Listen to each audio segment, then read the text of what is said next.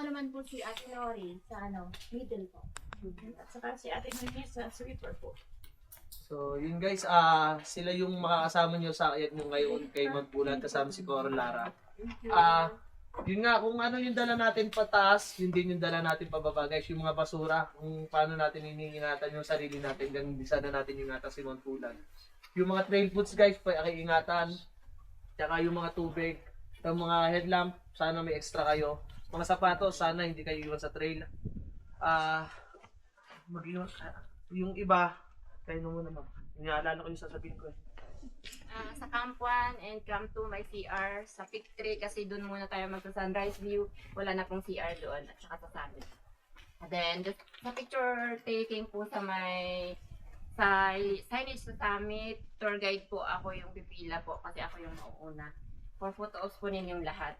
Huwag po kayo maghiwa-hiwalay kasi mahirap na hanapin. Sa isang area na lang po kayo para madali tawagin.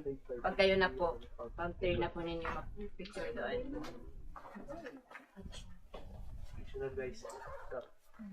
Yun, si ano naman eh, si Pulag naman biya ambang X3 over 9 lang. Kaya alam ko kaya niya. Panatag siya.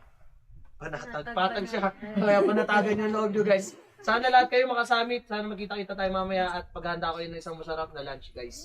So yun guys, ingat kayo at mag-pray muna tayo. In the name of the Father, Son, Holy Spirit. Amen. Okay. Lord God, maraming salamat sa araw na ito at binigyan mo kami ng lakas upang makating dito sa Mount Lord. Sana lahat ng box na ito ay makasamit at sana ingatan mo yung mga mahal nilang sa buhay na naiwan sa bahay at sana maiwas sila sa injury. Yun lang po aming dalangin sa pangalan ni Jesus. Amen. Father, Additional lang yung Mira Travels po. Pakitandaan yung pangalan. Mira Travels guys, so ito.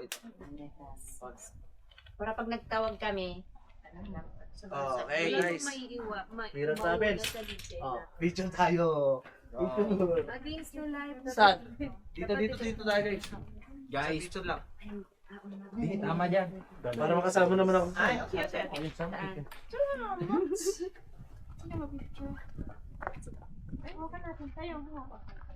Okay guys.